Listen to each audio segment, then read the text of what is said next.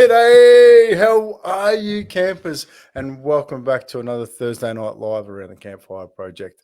I'm stoked tonight to be opening up a conversation about a conscious heart with two amazing women that I'm so grateful that I actually get to spend a little bit of time with every now and then, because you're talking about conscious mothering and talking about the opportunities that are coming forward with that. But tonight we're going to focus on a conscious heart. And I was a little bit late, not much, but just because I've been gas bagging behind the scenes, because we could talk for ages about all sorts of opportunities, and they're all fantastic because they all come from a place from the heart and a place of opportunity of supporting one another. And I feel that this conversation tonight is going to be a wonderful conversation, simply because a conscious heart, what is it?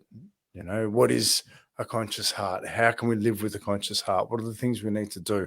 And I'm just so stoked to have this conversation. So I'm going to let this conversation tonight really just evolve, because I feel like that's the way this conversation needs to happen. It's an opening as such of a beautiful place.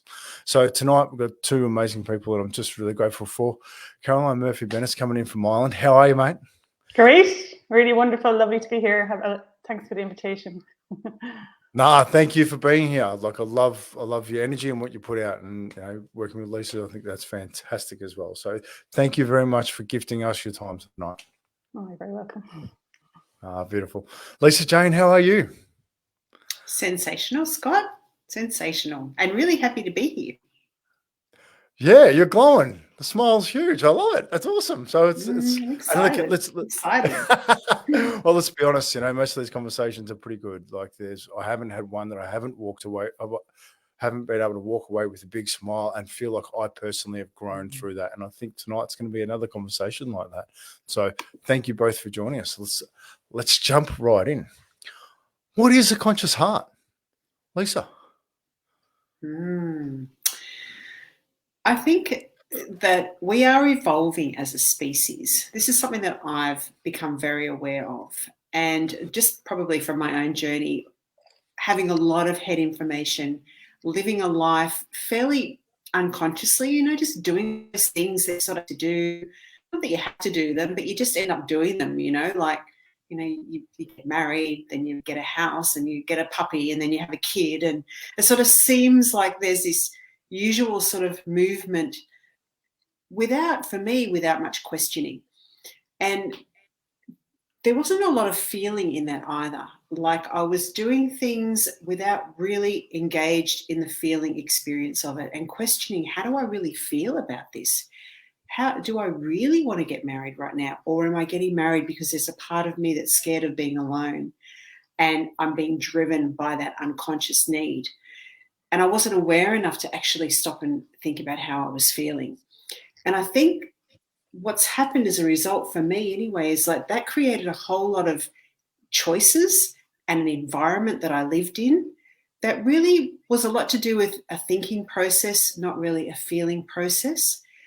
And I believe that part of our evolution as a species is that waking up to how we feel moment to moment and really engaging in our environment is probably the thing that's going to save us, because we can feel each other. We can feel the environment. We can feel our communities. We know when something doesn't feel right in our body, and we can make a conscious choice to do something about it, which is not how I used to be. I used to just accept things, and maybe there was some little thing going, I don't know, but it was like I just didn't really know what to do about it.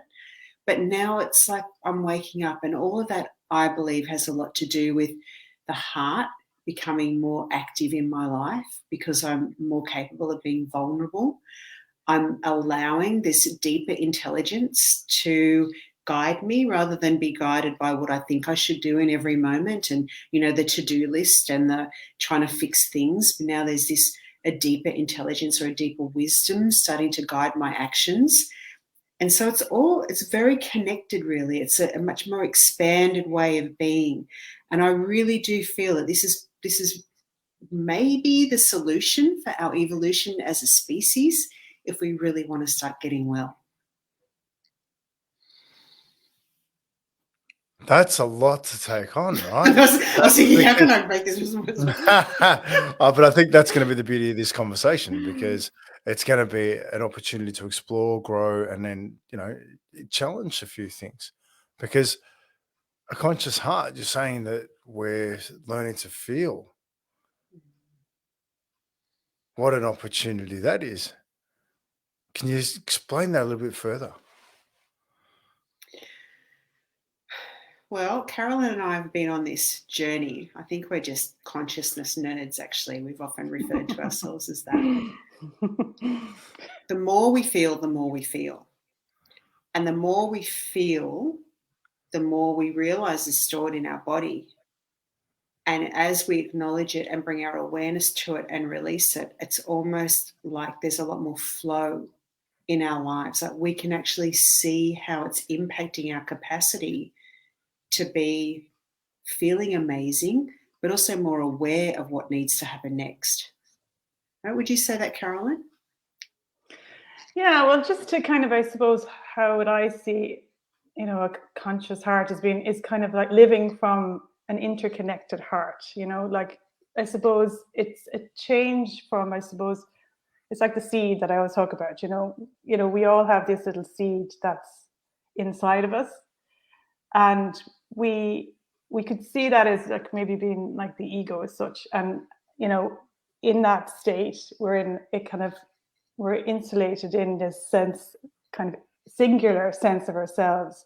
So we're protected with this shield around us, like the kernel around it.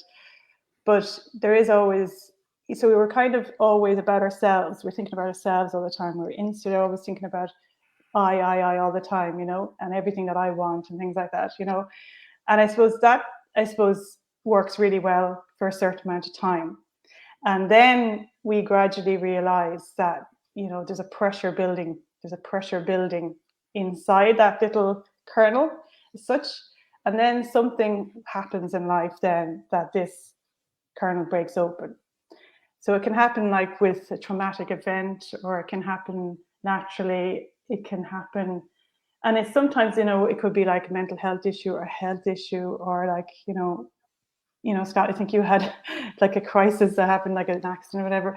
And we think we're unaware at that time what is actually happening there as such, because we think it's so out of our awareness. It's actually out of the education of humanity to understand that in a kind of day-to-day living, that this is something that all humans go through as such, as like a process. And then I suppose we start to kind of grow from there. And then when we start to grow from there and we start to question life from there, then we start to become more connected. Our ability to connect to other people and to life itself starts to grow. So it's like the little seed that starts to grow, and it's under the soil as such. But the process is a natural process it's organic, so that in one regard, we're doing it, but we're not actually doing it. We're asking the questions, but actually what's growing within us is out of our control. It's natural. It's always it has its own trajectory, it has its own, once that has been broken, it just keeps growing and it keeps growing and keeps growing. And that's what I see as our potential, our unique potential in the world grows from that. And I suppose it moves our kind of focus from just being kind of mind-based and to being heart-based. So that's when you talk about the conscious heart. It's like there's two kind of levels, I suppose. One is kind of you're getting in touch with your emotions and your feeling and that healing part. So whatever comes up that needs to be healed is being healed. But that allows for the growth to happen. Because then when we have healed ourselves, then our potential for growth is increased. So each time we go through that kind of healing level, we'll say, we kind of grow into a larger version of our potential that was within that seed at the beginning, So it's kind of like it becomes, there's a real process in that. And I think there's a few different awakenings that happen on that journey. And I suppose it's really interesting to talk about it openly, because I suppose if I had heard all of this back about 10 years ago, I would have absolutely loved that conversation, because when it happens first, you don't really know. For me, it was like a calling. It was very organic, because it was like as if it wasn't a really dramatic thing that happened, but it's just always had this connection since I was a child with a sensing, like I was talking about. There's the emotions, and then there's the sensing. So the sensing of like as if you're hearing your intuition, but also you're sensing your environment. So it's kind of connection to the earth as well. So it's kind of like you are not just in touch with what you want, you kind of get a heads up on what life wants to happen through you, you know, that kind of way. So there's a kind of a feeling that you get, like information that comes, and then you just act on that, such, you know. So it's a different way of living completely, you know. So you're living from your heart, but there's definitely a level where you have to surrender to that. So you have to surrender to being on that path, and that's your life now. So it's a completely different way of living. So if you're living with a conscious heart, you're living in a different paradigm as such, because you're not living the same rules, I guess, you know. It's like I see like there's a natural law, you know. There's a law of the land, you know, as in like there's what we see as being right and wrong, and, you know, the judicial court and all that kind of stuff. But then there's the natural law, the laws of the universe as such, that you're kind of getting in tune with. So you're getting in tune with that. So you're kind of living from that consciousness that it's that the whole of life itself is like one intelligence, and you're just a facet of that, you know. So like if the whole of life itself was a diamond, and we're just one facet of it. So your job is just to be the fullest part, just to shine in your uniqueness, and then that's all you need to do. You can't look after or worry about, be concerned about, and do what you can do with your talents and gifts. But after that everybody else is also on their journey too, and that we're here to evolve into that, to become that uniqueness that we are. So I suppose that's what the conscious heart is to me. So it's like a different way of living, a different way of, and everything changes in your life when you start to go on that path. So it's a courageous path, definitely. It's not for the faint-hearted. You need to have a lion's heart, definitely, for that journey. But it's a choice, you know. It's a choice. Yeah. Well, I'm glad you brought that up, because like it is a choice, you know, and I love the way that you've opened that up, because I'm listening to both you and Lisa, and it's complicated, right? It takes work, it takes effort. And if I were to share my version of a conscious heart, it's choosing to investigate your feelings and then making choices based upon how you feel rather than how you think. And that's where the true courage comes out, because your brain's giving you all these information from the past, all the experiences you've had, and you've got a feeling that you're just not quite sure. Do I go with that feeling, or do I go with what I know? But the joy that comes when you trust that feeling and you just listen to it. You know, like last night I shared my heart. I put my heart on the table because, you know, I'm tired. I'm tired of you know, I'm tired of people not feeling safe enough to have the conversations they need to have when I know we can have them. And we're evident here. My conscious heart feels every part of that. And I'm going to turn up and I'm going to show it.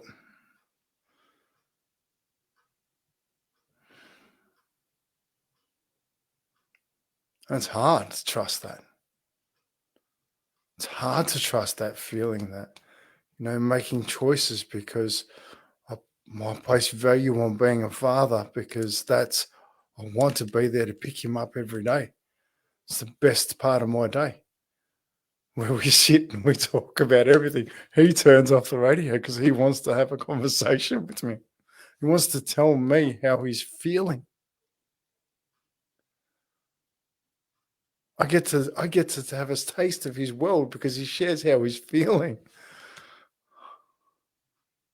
I'm so grateful that I have these conversations where I can learn that it's okay to share how I feel. And I put my feelings out so that people can see them. I'm not after a mirror. I'm just sharing where I am. And that's the courage. Because sometimes it comes back and it's not what you want, but that's okay. Get curious about that.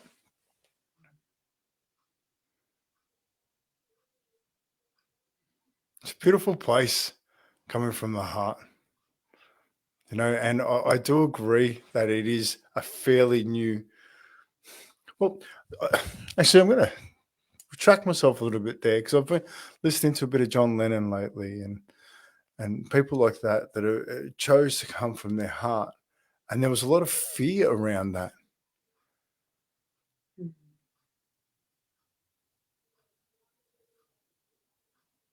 And it makes me feel like I need to live more in my heart.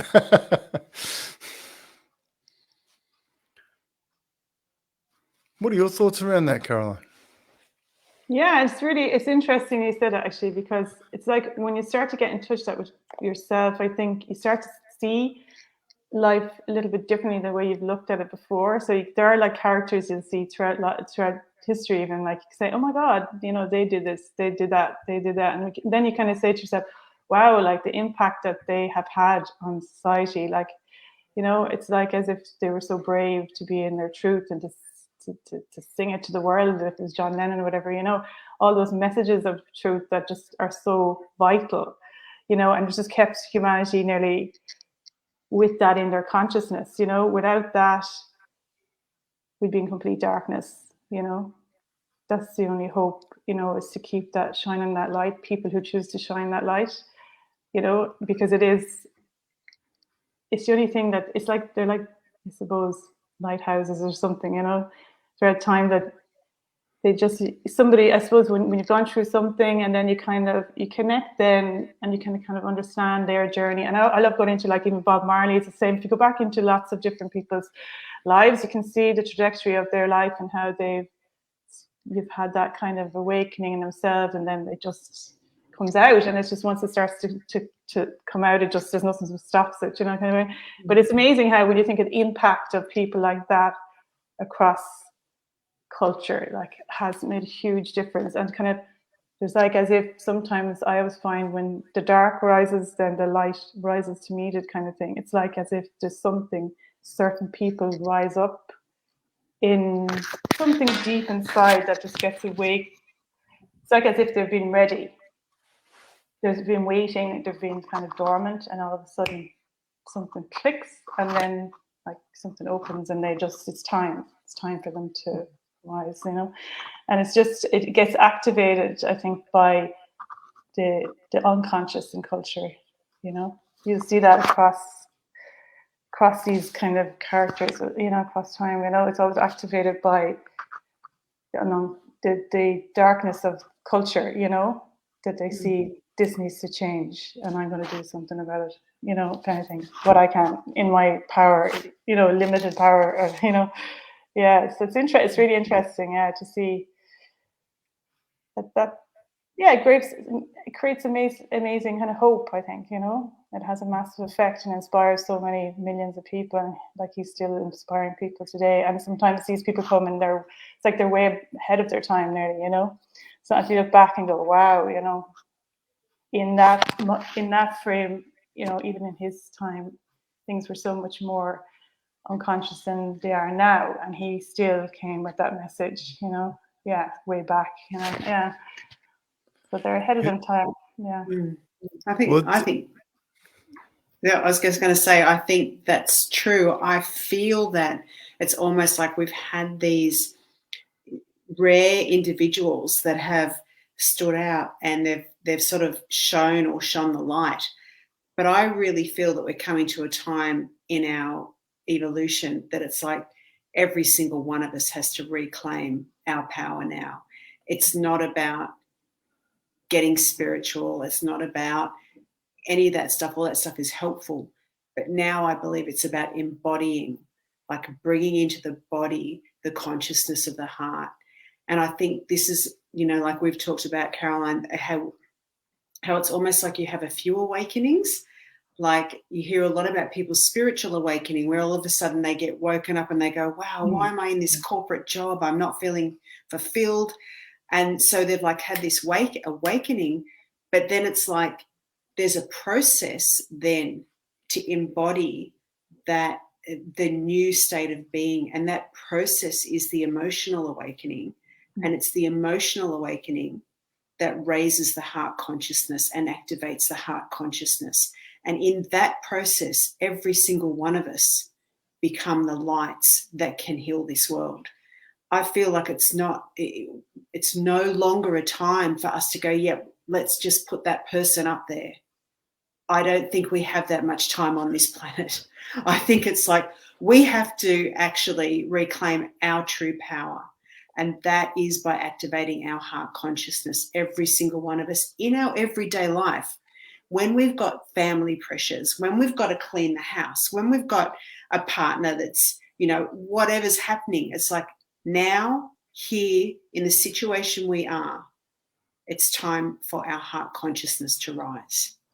Yeah, I agree with that completely. But also, I do think there's leadership needed. Leadership is really important. And I think that's why these people come, because they have the capacity to lead.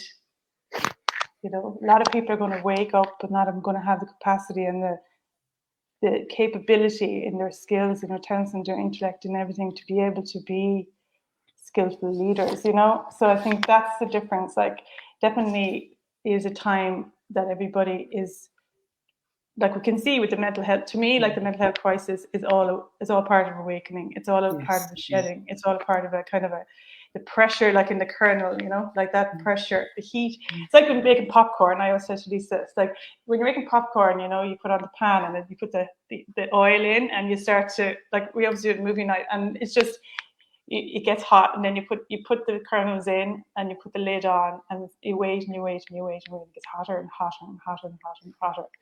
And right inside, what's happening inside the little kernels, the pressure is building and building and building. All of a sudden, pop. And some of them pop, and they start popping once, 1 or 2, 3, 4, and then they all start, loads of them pop. And then, but if you don't take it off the cooker quick enough, they start to burn, So some are going to be burned. Some don't pop at all, Some never pop. And some, but you hope the majority will pop. And so it's not always going to be. It's not always going to be. There is a composition of the person that when the potential kind of cracks open, it's possible for them to become exceptional in a way that not everybody can, because whatever I suppose cards they're dealt, it's not possible for them, or they have a different role to play. They have a different role. Everyone has a role, because everybody's role is really important, and nobody is better than another. Even if you're a leader, it doesn't matter. Same importance as somebody working the checkout. Very same importance. It's just that your responsibility is to live up to your potential. If you have a potential that you can do that, then you must do that. Yeah, that's so true. And I think you're right when you say, for me, the biggest challenge is, how do you live every day in a completely different way, not knowing how to do it, because it really is a different way to live. And having people to say, these are some of the things that have helped me, these are some of the words, or these are some of the tools, because even like we're all pioneering heart consciousness, like I think this is, we're sort of, at this leading edge of this new world that we're creating. And so we don't know, but we can learn from people that are a little bit further ahead from us, what worked for you, and I think that's so true, Caroline. It's like, this is why we all need each other to share, so that we can keep each other moving forward, because we don't know, it's like it hasn't been done before. Yeah, we're going into on the mass unknown. scale. Yeah, well, we know it's not working the way it is. So like we have to pioneer forward to find a way, find the way that's like a new way. The new way. Yeah, but it's a very fine line. that you have to walk. You know, it gets very, very fine, refined, I think, you know. Well, I love this, right? Because it is a fine line, but we don't make change in our lives unless we're uncomfortable. Mm-hmm. And then we look for new solutions, right?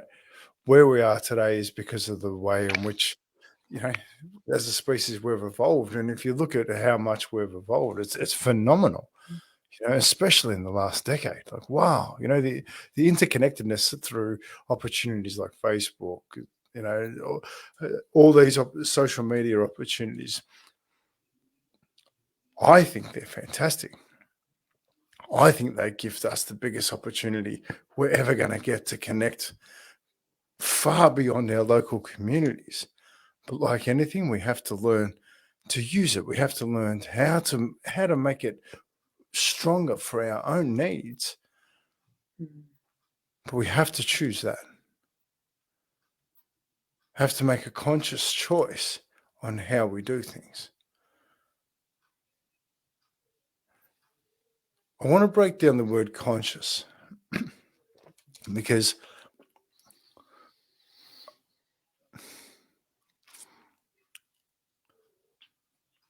for lack of better words, I'm just going to say it how it is.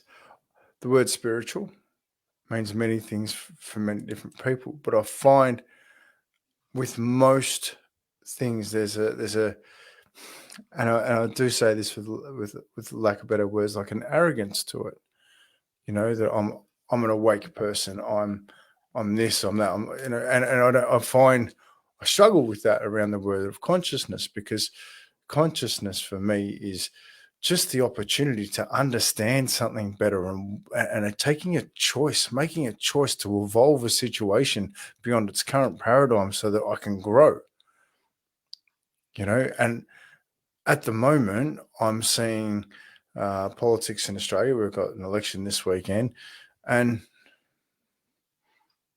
for me, it's really poor and degrading how much they pull each other down.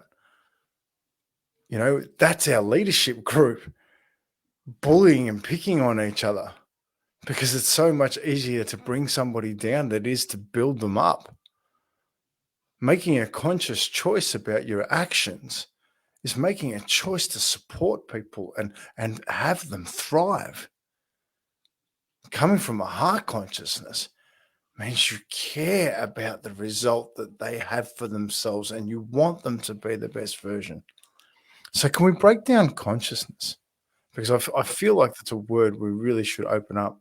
So I'm going to, Caroline, can you have a crack at consciousness for us, please? Yeah, that's funny, Scott, actually, because I had a major issue with that word for a long time as well. I really just couldn't get it. I couldn't get a hold of it. I was kind of like, it just kept, I was like, what does that mean even? Like, what? I couldn't really grasp it. And then now I use it a lot. It's funny, actually, I'm saying to them, people, Caroline, probably don't understand what you're talking about because you didn't understand that most of the time, you know? So it's great, actually, yeah. And like, I think, I was thinking about it actually before we came on. And actually, when we say, to me, it's about becoming conscious of your own shadows, you know, because, you know, it's like bringing the torch, like you talked about the flashlight, whatever, bringing it into yourself to see, to know yourself, you know, to be conscious of yourself, of your own composition, you know, where your strengths are, where your weaknesses are, where, you know, really to know yourself, you know, try to get to the core root of like how your everything is, you know, the way you're brought up and how you act in the world, you know, trying to become really conscious of like what are the intentions I'm actually living from, like, you know, what's running me, like, you know, who have said, you know, the way we hear these kind of phrases that come to you, like, where did it even come from, like, you know, it's starting to become conscious of, you know, what's in your subconscious, I guess, and trying to, like, I call it archaeology, like dig and dig and dig and dig all the time to try to get to your truth, and there's deeper layers of that all the time, all the time, all the time, all the time. So you have to keep. That's why I suppose that's where the fine line is, because you're always watching yourself, trying to kind of make sure that your actions are in line with what you what you're being guided to do as such, and it's not being tainted by, you know, an old version of yourself or kind of something that's self-serving as such, you know, because that's, I think, what the fine line is. Because even as you progress in life and you feel like you've got to a certain level, then there's other things that kind of crop up that you haven't looked at, you know. So it's always being conscious yourself and like that, shining that light within yourself to see where are the areas that I don't know about myself, you know, what are the things that I'm unconscious about, kind of things. For me, that's what it's about, because then I think what you were saying, Scott, was really brilliant about the emotions, because what's happening there, and when you were bringing those things together with you, Lisa, as well, that like when you're living from your heart in the world, you come up kind of like you're activated in so many different ways, and then you have a choice then to go into what's activating you and why are you feeling this way about a certain situation, and take responsibility for that and starting to ask the questions and go deep into that as you live in the world. So like in your day-to-day life all the time. And I think that's what I would call like contemporary spirituality, is about kind of trying to live to your word, I guess, you know, that kind of way, trying to live to your word and live to what you feel is true in reality, like, which is, you know, love and connection and interconnection and stuff. Are you always seeing everybody as part of the, you know, a part of the party as such, you know, and can you kind of look to see where you might be trying to exclude, you know, even people that you don't agree with? Can you still include them? Can you still include them? And if you're not including them, why aren't you including them? And to look into that, it's a really kind of conscious curiosity about every aspect of life, I guess, you know. So I suppose for me, it's about, like, consciousness to me is about definitely just trying to bring light into the areas of yourself that are dark, you know, trying to own those, and trying to, then I suppose when you've done that, that starts to be reflected in the world then, because maybe you have a different way of looking at things, and, you know, you have a different consciousness then, and you can bring some more value to the world then, I think, but it's always about the self. It's all about really looking at your shadows and looking at where you haven't seen, and being interested in the things that the things that you don't want to look at, you know, the things that you're scared of looking at, and the feelings you don't want to feel, and the emotions that you're scared of addressing, and all that kind of stuff, you know. So yeah, it's kind of like that radical responsibility, really. Yeah, so just trying to be awake to yourself, like, you know, not to be living in that slumber state, you know. Yeah. Yeah, I do. And I'm grateful that I'm learning this, you know, like, it's through conversations like this that I do learn these things. There's something I do want to grab a little bit later. So I believe a fair portion of consciousness is understanding your personal impact, right? So when you feel things that you don't want to feel, what do you do with that? You know, like, but I'll grab that a little bit later, because that's something I think is really important to having a heart consciousness, because you're choosing your actions from your heart. So you're choosing the responses you want to give to other people, so that, you know, you're in alignment with your values, which is something that you touched on, you know, and I think that's the most beautiful part about this. There is no one direct answer to this, and each person has their own individual journey. Each person lives a completely different experience to one another, and the only way in which we get to learn that is to sit and listen and learn them. So I do want to open that up in a little bit, but thank you for that, Caroline. Lisa, consciousness for you. Oh, this is such a juicy conversation. I think I like the word awareness, and I feel like the awareness that I have of who I'm being in this moment, and for me, there is no separation between being aware and the way I feel. Like, the way I feel is so much an integral part of my capacity to be aware. Because what often happens is if I have a feeling that's been activated, I can be numbing it, or I can be, separating myself from somebody else because I've got a feeling. I can be judging them. I can be criticizing them. And maybe this is even going to talk to what you just mentioned then, Scott. For me, the conscious part comes when I see that life is informing me in every moment. So even my feelings are this beautiful gift that I'm given to become more aware of the love that I can feel for myself and the love that I can bring to whatever situation I'm in. And that, for me, is this incredible awareness which seems to keep growing. Like, the more I look, the more when I feel something, and I look for clues, even people turning up in situations where they shouldn't be. I'm thinking, why is this informing me? What is this about? Is there a part of me that has been numbed that I can't see? Like, why is this person here? Right? Like, and yes, it takes a bit of like willingness. The thing is, though, if I perceive it not as a bad thing, like because we've been raised to think that, we don't want to feel, it hurts, it feels uncomfortable, and it can feel uncomfortable, true. But if we start to think, I'm just in an emerging process, this is an emerging process, I'm actually living a life experience, which is an emerging process. My feelings are giving me information all the time.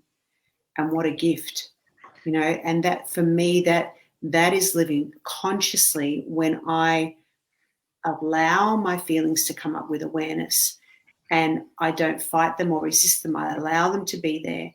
And I notice that my awareness expands the more I do that. It's almost like I can see into areas in myself and other people and life that I've never been able to see into. So my consciousness or my awareness expands the more aware I am of what's happening in me, and the more I allow my process of being me just to be me. Yeah. And that is really, that for me is the conscious process, and it has a lot to do with how much I love myself.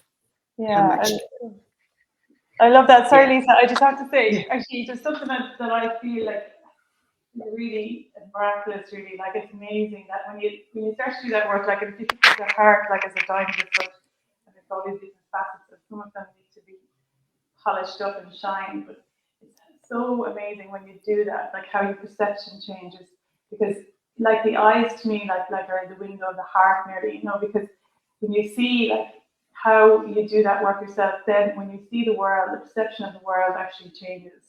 You have a different way of looking at the world when you do that work, which is really amazing. Like, I think the design of a human being is so fabulous to understand that we have that capacity, so that like when you do that, the way you see the world, the way you see other people, and then the ability, your perception, your capability of your perception changes completely. So then I think like what you were talking about, heart, Scott, like how you can feel other people, you can sense other people. You can feel what they're feeling in your own body, you can, so you get this massive amount of kind of compassion for other people.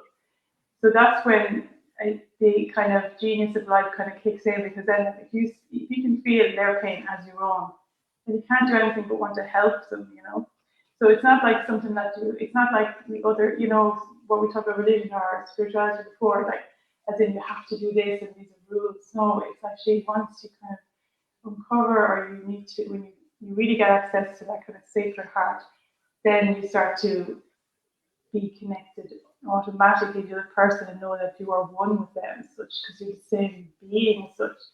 So like you have that sense of just that love is present, and that's what presence is. It's the presence of love, and that when you're with somebody, that you just feel that connection without any boundaries or barriers or any armory or anything like that. There's no separation. Yeah. And that love, like what Carolyn and I have been really exploring lately, is how when you can feel somebody's pain or what they're going through, and you can sit with them in it because you can feel it in your body, that actually gives them permission to feel it and release it. So often we can feel that person's blocks or pain better than what they can, because they may not have the resources in their body to be able to experience the feeling in the intensity unless you sit with them and you can bring their awareness very gently to it. And then there's this like, we are so important to each other. Like, we are just so important to each other as human beings on so many levels. We really are. Yeah, because we're designed to be in relationships, you know. We can't survive alone, you know. So it's like, yeah, amazing. Yeah, I agree. I agree that we're absolutely 100% designed to be in relationships. We're designed to be around and support one another, to help each other grow to our fullest potential. Which leads me back into coming into heart consciousness, right?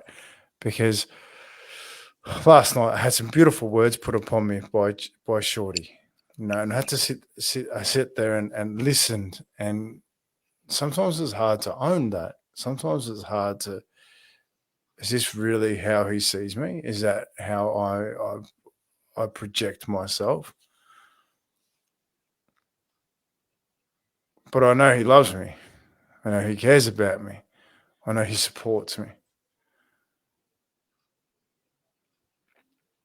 Heart consciousness wants to see you at your best.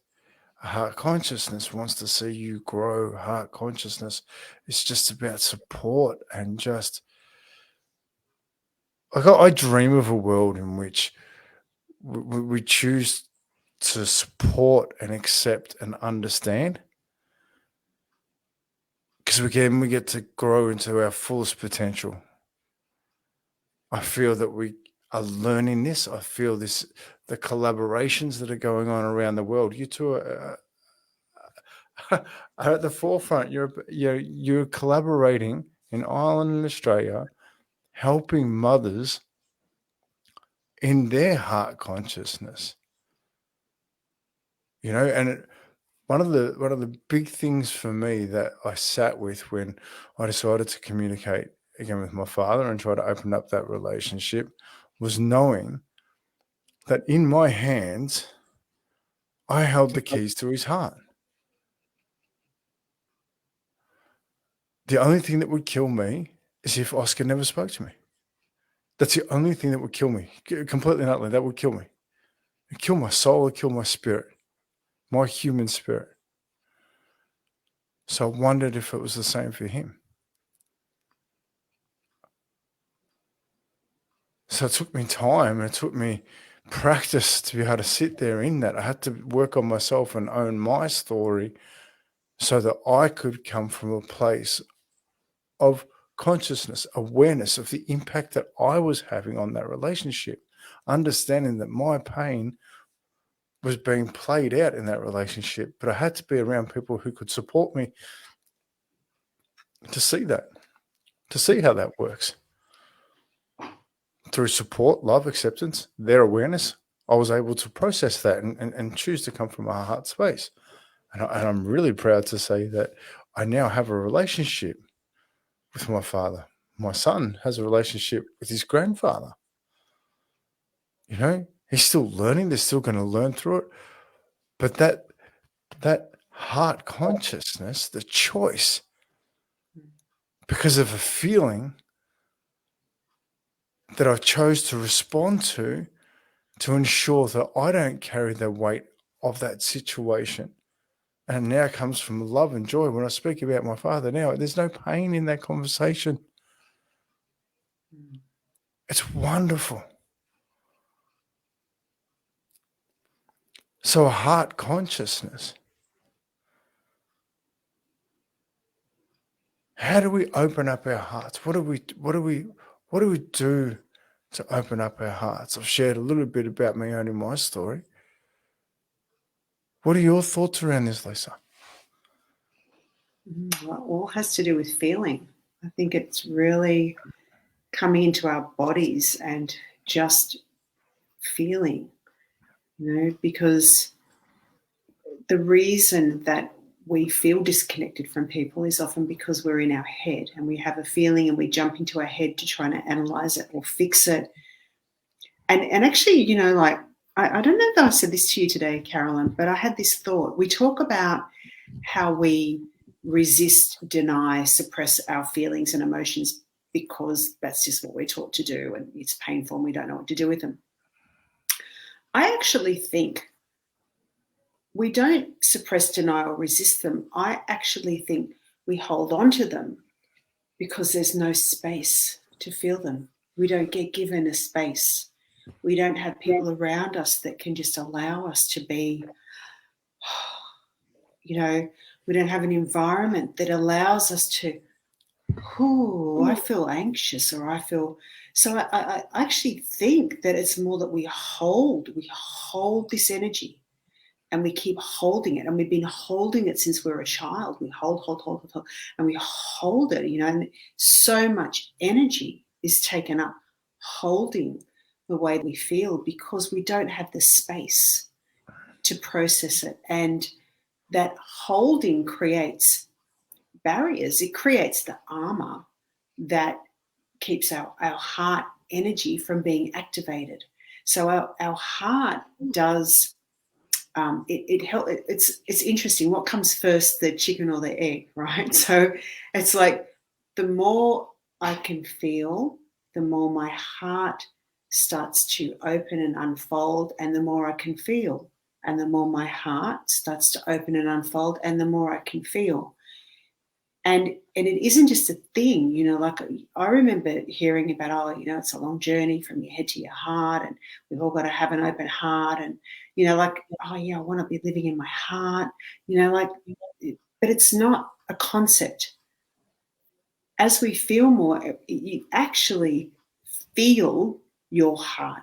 You can actually feel your heart open. You can feel an opening. You can feel a spaciousness there. You can feel real love, like it's a tangible feeling of an energy of love that comes through your body that fills you up. I totally forgot what you asked me then. I was so in this moment. I was just like, oh my God, I was so in this moment. And I was like, oh, what were we talking about again? You were in flow. But you're right, though, right? It is that feeling. It's that, and it's a big, warm energy that's just, it's phenomenal, right? And just listening to you then, I'm thinking about how the energy changed for myself and my father, right? You're working with mums and their daughters, and you're supporting them in their heart consciousness with their relationships, because they're the ones that are going to cause significant pain to us in our end of days if we don't have them in check. They're the ones that are really going to hold us back. And one of the things that I've been able to recognize with people I've worked with over the last whatever years is people don't, when they go through a trauma or an emotional situation, if left unprocessed and actually found the gold and given people the strength to grow beyond that ownership of that situation, then they stay at that emotional capabilities until they process, like you said, they hold on to that because it's so traumatic. It's so much emotion. They don't have any way to release it, so they can't go any further than that. Yeah, they keep getting activated, right? Correct, all consistently, because that's their experience. So they don't have any other experiences to teach them any different that have shown them anything else. So the relationship with mother and daughter is full of those. Yeah. Having heart consciousness inside that relationship. And I feel like I'm learning, and there's a vast difference between my father and I and Oscar and I. And I feel like I'm learning to come from my heart to understand him. So the work you're doing with mothers, you must consistently say that. Yeah. And it's very practical. Like sometimes heart consciousness can sound like, oh, yeah, it's a bit woo-woo, or like, how can we get conscious of? No. we're in a body. Our heart is in our body. So what we do is practical. This is practical action, practical strategies, practical tools, which create a natural way to live. So you actually start to live differently, but you have to apply the practical tools and actions. It's not anything that's that difficult to do. It's just the willingness and the consistent self-love to be aware and conscious of doing the work and not putting it until, on the side burner, or this is what people do, like they just go, I'll deal with that later, or I'm too busy today, or I won't do that one thing that I know really helps me every morning because I've got to do this, and like we don't make it a priority, but it's very practical.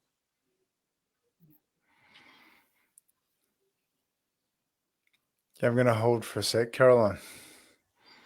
Yeah, I think it's amazing stuff, because even from the start, the way we started off, myself and Lisa, thinking what we were doing, and we didn't realise what we were kind of uncovering, I think.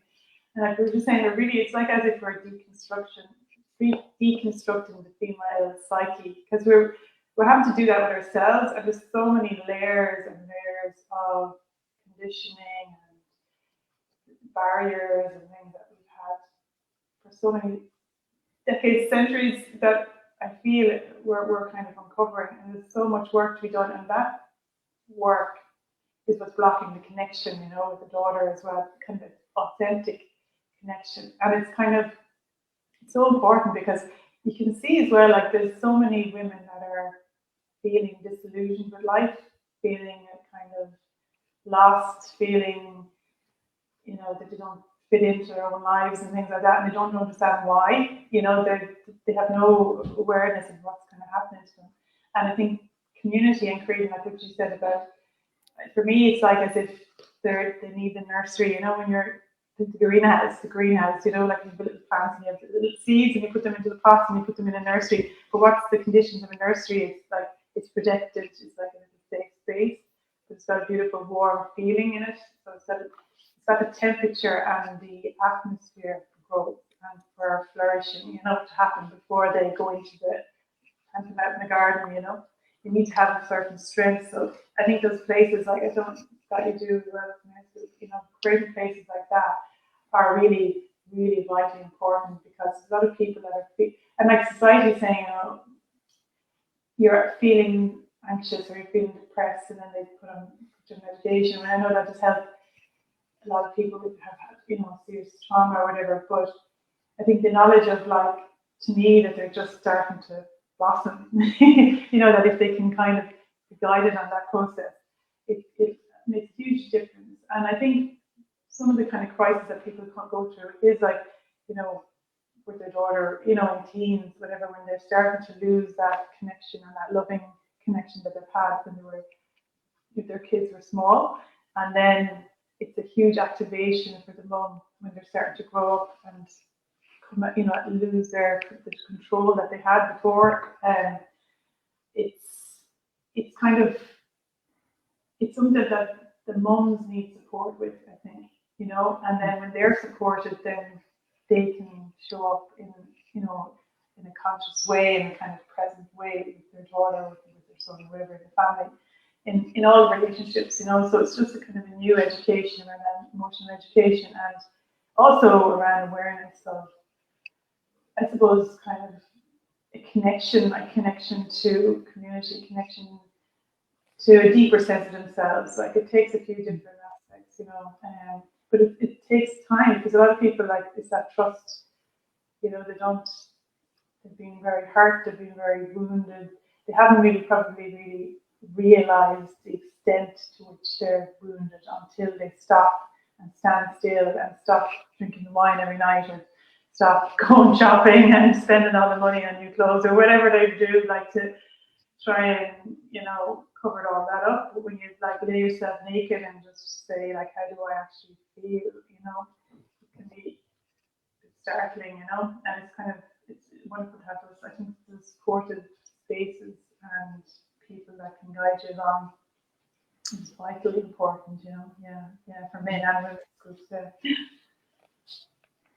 Yeah, I agree completely. Like, having support in that role as a mum coming through as a child grows up. You hear so often, I wish the kids, with that little cute person again, and realistically, heart consciousness, awareness, as I feel I'd rather start using the word awareness for myself, because I think that's an awesome thing, is, we have children to grow into these beautiful human beings to experience life and to have somewhere where you can share in the heart the awareness of what happens and acceptance. It's so important, but sometimes we need help with that. Sometimes, for me, I always need help with that, because I only know what I know, and I only see things the way I see them.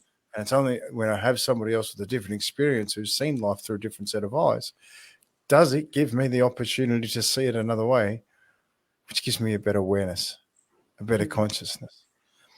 There's a gentleman that's part of the Campfire community called Paul Purden, and Paul Purden and I continually ask each other, am I coming from my heart? Am I choosing my actions with love in my heart? If yes, then I need to be congruent with that, because it's my value, and I think that's the greatest thing about consciousness. It's an ability to continually make progress, to sit in what is for you, accept what is for you, and then make progress with that situation. Make a conscious choice to respond to that situation from your heart. And sometimes it doesn't work out as planned, let's be honest. But that's part of But even growth. that's the emerging process, right? And that's I always think that for me is like the one thing that I can constantly remind myself, because a lot of mums are like, oh, it's just there's so much conflict, she's doing this and she's doing that. And I'm going, well, she's emerging and evolving, but you're not. You want her to stay the same, and you want to be the same. And of course, there's going to be conflict, because as she evolves and emerges, if you don't start evolving and emerging with her, then of course there's going to be conflict. There's going to be a gap. So for me, it's like always, and you can't always have it. Like rarely, actually, do you know the solution. But if you can stay in the emerging process, like you're saying, Scott, it's like, as long as I'm reminding myself, I'm in this process with my daughter. There's her, and there's me, and then there's the relationship, or the spirit between us, the spirit of relationship, or the love between us, if you want to call it that. And as long as I just stay in that place, knowing that we're both growing and we're both learning something from this, you can sort of feel less powerless, you can sort of feel, a little bit more at ease with what's going on. Yeah, I think it's amazing to think. Sorry, go ahead, Scott. No, I'm just sorry, just the powerlessness, right? The powerlessness. When you're coming from a heart consciousness, a heart awareness, you have power. You have the power to sit in it. You have the power to make choice. You have the power to respond. You have the power to change your decision, because you come from heart consciousness. You're going to grow. You know that it's not always perfect. You know that it's, oh, this could be wrong, but hey, let's try this anyway, because do you know what? I don't care about today. I care about the journey, right? Where we're going. It's not about where we are right now. It's where we're going. And I'm really sorry, Caroline, but that bursted up out of me. I wanted to grab that powerlessness and flip it around, because we definitely have some power with this, That's brilliant. But that's exactly it. Like, because I think, like even we did on this at the start about spirituality and all that, really to me it's about being empowered, becoming empowered. Yeah, it's just like stepping into your power. And because you can only do that when you do your healing. When you heal, then you grow in your power. So it's all about empowerment, So that's amazing. And actually for me then as well, I think it's for humanity, like, to realize it's amazing that it is a new, I suppose, on a new adventure, because it's like the search for meaning. For me, I think it was like life was like a barren landscape for so long until because I knew it was kind of nothing gave me, there's no substance. Like I was looking for substance, like there was no substance. Substance, yeah. Yeah, it's like That's I what the had heart that. is, I reckon. Yeah, and I was like, and there was something in me I just didn't believe what was being presented to me. I was like, this isn't truth, like this isn't reality. I don't believe what's being presented to me is the truth of humanity. I don't believe that. Yeah. And then there's something switched in me, and it was like a new awareness kind of woke up, and it was like, you're right, yeah, and it was kind of a new perception kind of. But it was like as if before that it was like there was meaninglessness, feeling of meaninglessness, and I just because I was like, and then it's heart consciousness is living with meaning. Your life has a meaning, and there's a meaning for you to be here. You belong, and you count. You have value, and everybody else has its place, special place, and their value also. And they're uniquely loved and cherished in the whole, design of life. Such and like everybody is priceless. There's nobody that's standing out in the street or whatever. They're as most important as the president of a country. So it's just where people see how you look at it and how you see it. So it's really, to me, it's like the search for meaning. Yeah, and living when you feel and you're connected with that, then you live with a sense of meaning, of substance. Yeah, that's not fed. You're not fed and watered by material things. You're fed and watered by, nourished by something larger than that. I love that. I'm going to grab that. It's what feeds you, right? And that's what becomes your soul source, basically. It's the fuel for your heart. You look for it more, you want for it more, because it really bridges the gap in you, Yeah. So, hey, listen, we've already gone over the hour. I'd be surprised if we didn't, let's be honest. But I want to sort of encapsulate this whole conversation. So I'm going to ask you both, if that's okay, to summarize this conversation in 60 seconds. Lisa, how would you do that?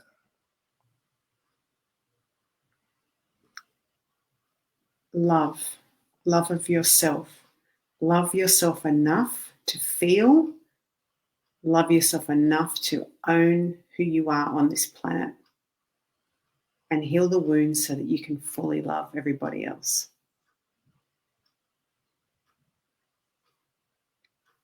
Beautiful.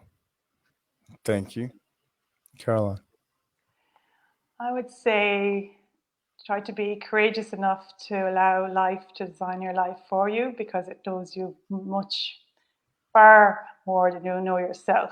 And as you become aware of who you are in your truth, then that's what we call realization, and your life will be aligned with your deepest knowing. Beautiful. Thank you. I'm actually going to leave it on that tonight. Campers, thank you so much for having a space where we can have these conversations. Thank you so much for listening to the opportunities that we can give to each other when we choose to sit and talk and explore an open dialogue around things, so that we can all learn. Tonight, I've got more awareness of how my heart works. I've got more awareness how I can give to others. I'm truly grateful for that. Thank you so much, Colin. Thank you so much, Lisa, for a wonderful conversation. Thank you, Scott. And thank you, everyone, for watching. Thank you, everyone. Thanks, Scott. Thanks for a wonderful conversation. Yeah, beautiful. Really enjoyed it. But I hope the people, and thank you both, but I hope the people take this conversation and challenge it. Challenge this conversation. Challenge it, because that's where our growth happens, when we sit here in open discussion. So, yeah. All right, campers, take care. Next week, providing Angela's back on deck, I will be. She's currently got COVID. I'm looking forward to a great conversation. Send Angela some love, people. If you just let her know that you're thinking of her, because she's an amazing human being and she's a bit run down with COVID. So we have an opportunity to share a bit of heart for her would be fantastic. Thank you very much, Campus. Next week back with topic will be sadness. Something that I feel we need to open up a little bit because it can be a devastating opportunity, but it's something we need to talk about.